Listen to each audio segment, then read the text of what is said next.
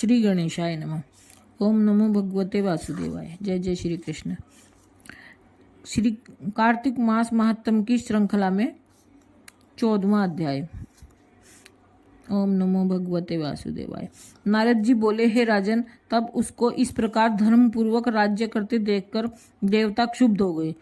उन्होंने देवादिदेव भगवान शंकर का मन में स्मरण करना आरंभ कर दिया।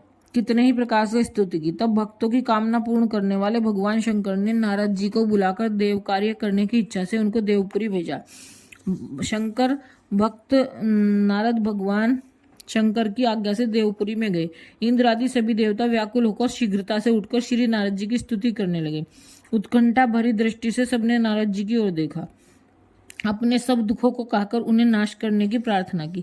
नारद जी ने कहा कि मैं सब कुछ जानता हूँ, इसके लिए अब मैं दैत्यराज जलंधर के पास जा रहा हूँ।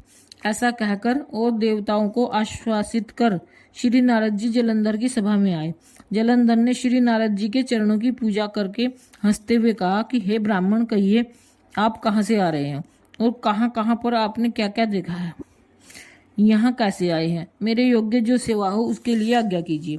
जलंधर के इस प्रकार के वचन सुनकर श्री नारद जी भी प्रसन्न होकर बोले, हे दानवराज महाबुद्धिमान जलंधर, तुम धन्य हो, क्योंकि इस समय सब रत्नों के भोक्ता एक तुम ही हो। हे दैत्य श्रेष्ठ, आप अब मेरे आगमन का कारण सुनिए कि जिसके लिए मैं आज यहाँ आया हूँ।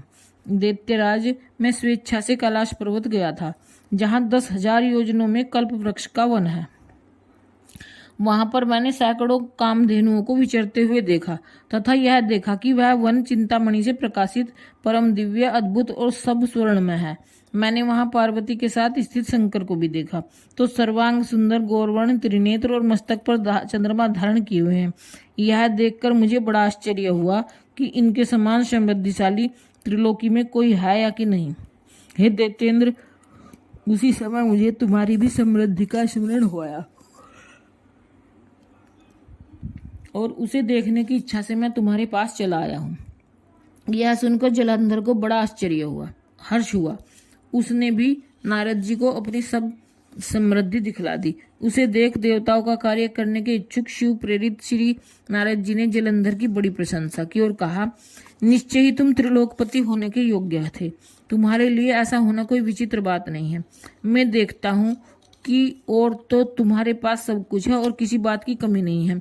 ऐरावत तुम्हारे पास है, उच्चेश्रवा घोड़ा तुम्हारे पास है, कल्प वृक्ष और कुबेर की निधि तुम्हारे घर है, मणियों और रत्नों के ढेर भी तुम्हारे यहाँ लगे हुए हैं, ब्रह्मा जी का हंस युक्त विमान भी तुम्हारे पास है, और जो लोक पाताल और पृथ्वी पर जितने भी रत्न आदि हैं वह सब तुम्हारे ही तो हैं।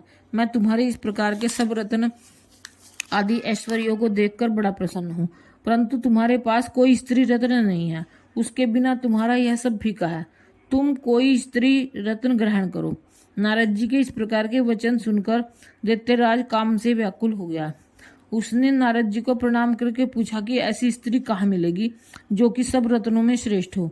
यदि ऐसा रत्न कहीं मिले तो मैं आपकी आज्ञा से उसे अवश्य लाऊंगा। नारद जी ने कहा कि ऐसा रत्न तो कैलाश पर्वत पर योगी शंकर के पास ही है। उनकी सर्वांग सुंदर पत्नी देवी पार्वती बहुत ही मनोहर है।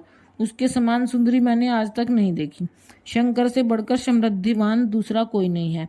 उसके इस रत्न की महिमा तीनों लोक में कहीं पर भी नहीं है। तभी तो परम विरक्त आत्माराम शंकर भी उसके वश में हो गए हैं। देवर्षि नारद उस दैत्य से ऐसा कहकर कार्य करने की इच्छा से आकाश मार्ग को चले गए।